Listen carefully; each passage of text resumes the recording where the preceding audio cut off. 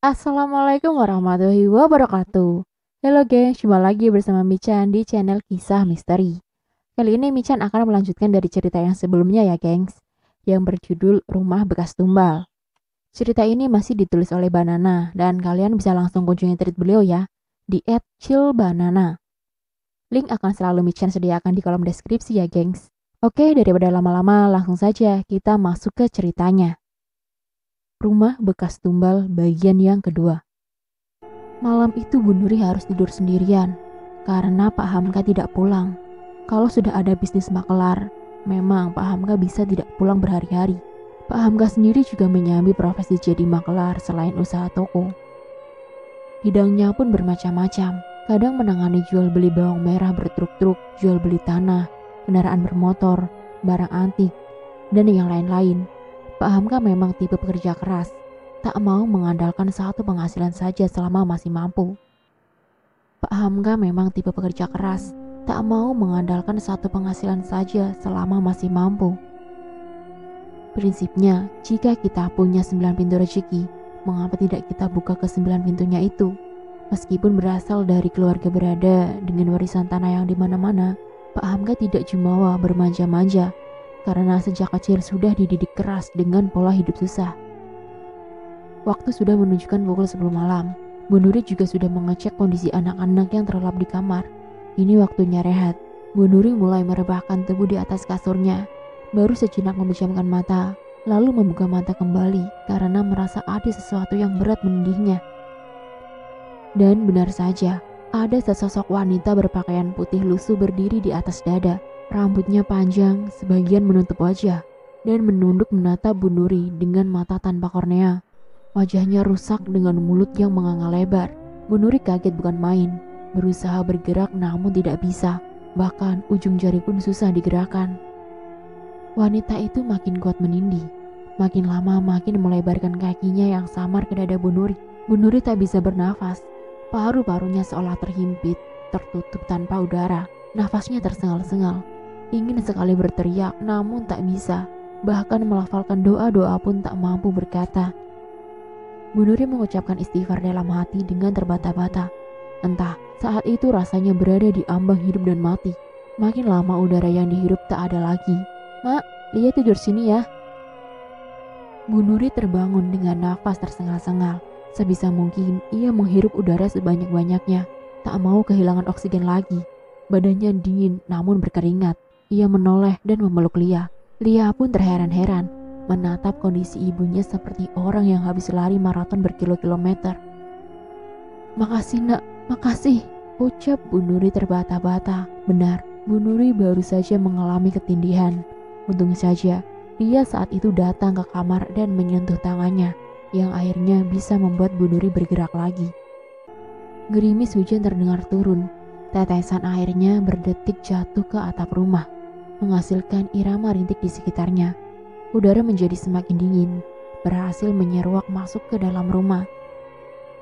Bersama dengan itu, Bu Nuri kembali harus berhadapan dengan sosok wanita berwajah rusak. Kali ini wanita itu jongkok dan semakin mendekatkan wajah. Dari mulutnya yang menganga, keluar lendir hitam dengan bau yang menyengat. Lagi, dadanya dihimit kuat-kuat. Rongga paru tak bisa dimasukkan oksigen. Bu Nuri berjuang sekuat tenaga untuk bergerak. Rasa takut makin membuat makhluk itu menjadi kuat. Bu Nuri tak mampu berucap istighfar. Hanya satu kata yang berhasil ia gumamkan dengan susah payah. "Allah, Allah, Allah, ya Allah."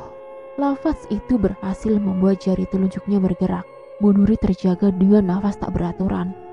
Ini sudah yang keberapa kalinya ia ketindihan sosok wanita itu.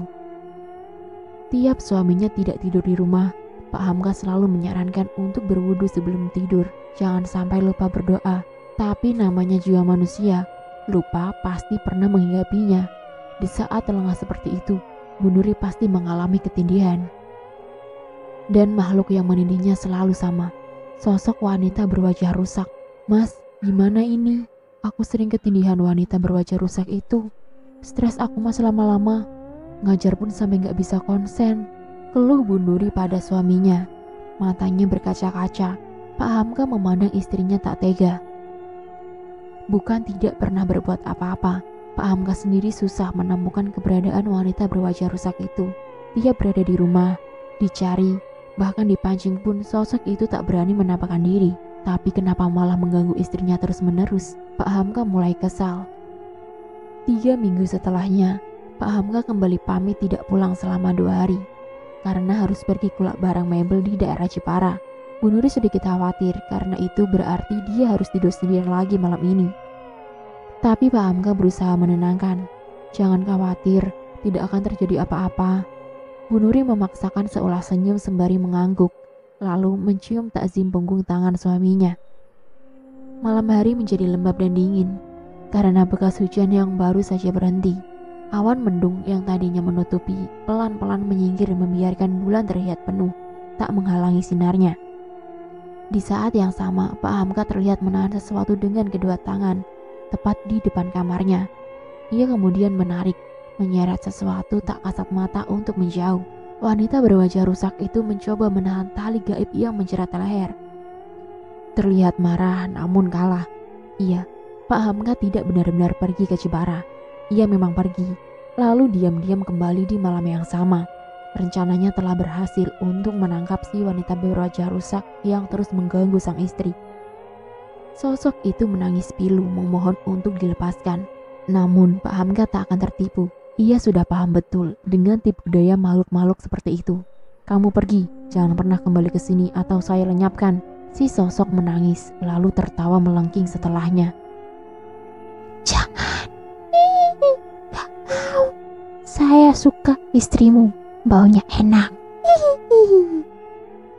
Ya sudah, berarti saya lenyapkan kamu saja.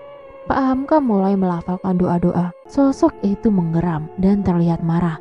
Lama-kelamaan merintih seolah kesakitan. Saya tidak bisa meninggalkan tempat ini.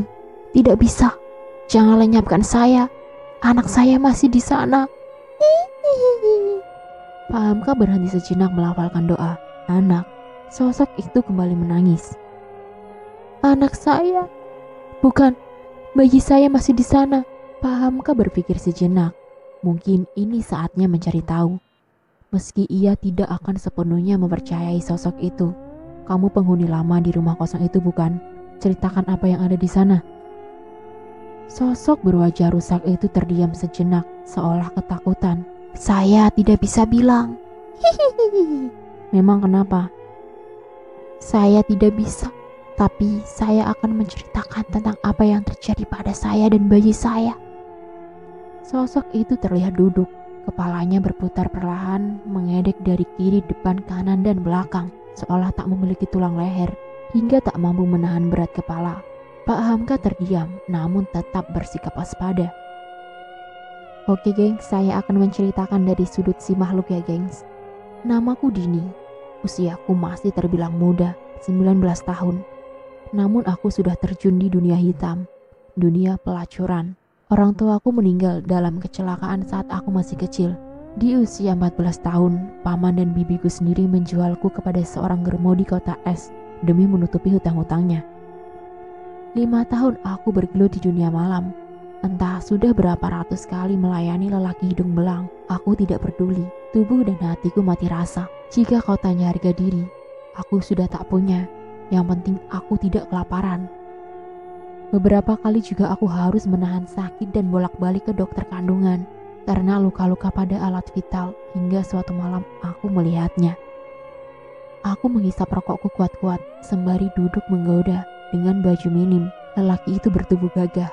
Kumis tipis menghiasi wajah tampannya. Kutaksir usianya sekitar 30 tahun mungkin. Ia seperti tertarik padaku, lalu datang mendekat. Aku senang-senang saja jika mendapat pelanggan bagus seperti ini.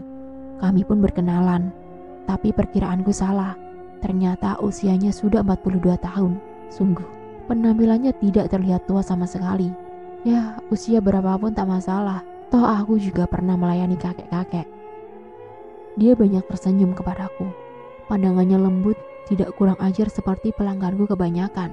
Dalam hati pun bertanya-tanya, kenapa lelaki sesempurna ini malah datang ke tempat seperti ini? Seolah bisa membaca pikiranku, ia pun menjelaskan. Aku diajak rekan bisnisku, kalaupun menolak juga tidak enak. Dia tersenyum kembali. Senyum yang sedikit membuat hatiku berdesir. Lalu germoku datang.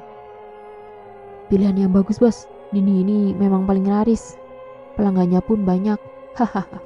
Entah untuk pertama kali aku tidak suka germoku berkata demikian. Terutama di hadapan laki-laki ini. Padahal biasanya dihina atau direndahkan seperti apapun, aku tak peduli. Bukan seperti itu. Jelas lelaki itu. Tiba-tiba germoku menyerahkan sebuah kunci. Ini kamar 13, Pak Dharma sudah membayar semua biayanya. Itu. Kalau tidak mau, Dini akan aku oper ke pelanggan lain. Dia ini sudah banyak yang booking. Aku kasih penawaran spesial karena kamu pelanggan baru. Spontan aku menggenggam tangannya dan menggeleng cemas. Duh, jangan biarkan aku pergi dengan pelanggan lain. Mataku seolah berbicara demikian padanya. Dengan ragu-ragu, lelaki gagah itu akhirnya menerima kunci tersebut. Aku bersorak dalam hati. Kami pun memasuki kamar. Sepertinya malam ini akan menjadi seru. Begitulah yang aku pikirkan. Namun ternyata salah. Dia tidak menyentuhku sama sekali. Aku sedikit kecewa pada awalnya. Tapi lagi-lagi aku salah. Mengobrol seperti ini lebih menyenangkan daripada yang kukira. Ya, tubuhku bisa beristirahat juga. Dia bilang hanya butuh teman ngobrol. Kulihat wajahnya sedikit muram saat menceritakan tentang istrinya. Istrinya yang egois, yang tidak memperdulikan suami dan anaknya. Dasar wanita bodoh, malah menyia-nyiakan lelaki seperti ini. Batinku kesal. Besok, aku boleh datang ke sini lagi. Menyenangkan sekali mengobrol denganmu. Bebanku jadi sedikit berkurang. Aku mengerjap senang. Boleh, tentu saja. Tapi kenapa? Siapapun yang menghabiskan waktu bersamaku harus tetap membayar pada Bang Edi. Oh, soal itu, tidak usah khawatir. Lelaki itu tersenyum menenangkan. Singkat cerita, lelaki gagah yang kutahui bernama Harun hampir setiap hari datang. Kami menghabiskan waktu hanya sekedar mengobrol, jalan-jalan, dan makan bersama. Dan ia tak pernah menyentuhku. Untuk pertama kali aku merasa begitu dihormati sebagai wanita. Hingga suatu hari ia bilang jatuh cinta padaku dan ingin menikahiku. Namun di bawah tangan, karena tidak mungkin ia menceraikan istrinya. Bagaimana nasib anak-anaknya? Awalnya aku bimbang. Namun karena terlanjur mencintainya, akhirnya aku iyakan saja. Lalu Harun menebusku dengan harga yang sangat mahal pada Bang Edi. Kami menikah di bawah tangan. Harun mengajakku pindah ke kota K, di mana salah satu bisnisnya juga ada di sana. 1 bulan kemudian aku hamil. Suamiku Harun bahagia sekali mengetahui kabar itu. Semenjak mengetahui berita kehamilanku, Harun jadi lebih sering mengunjungiku. Biasanya hanya 2 minggu sekali, tapi sekarang bisa 3 hari sekali atau paling lama seminggu sekali. Aku tak pernah membayangkan akan bisa hidup bahagia senormal ini. Memasuki bulan ke-9 kurang 2 minggu, aku mengalami pembukaan pertama. Kami ke rumah sakit untuk memeriksakan kandungan. Dokter bilang, mungkin tak sampai 24 jam aku akan melahirkan. Harun sedikit terkejut. Dokter menyuruh rawat inap, namun Harun menolak. Akhirnya kami pulang dengan 1000 pertanyaan di kepalaku. Saat sampai di rumah, ia menyuruh pembantu kami mengemasi barang-barangku untuk persiapan kelahiran.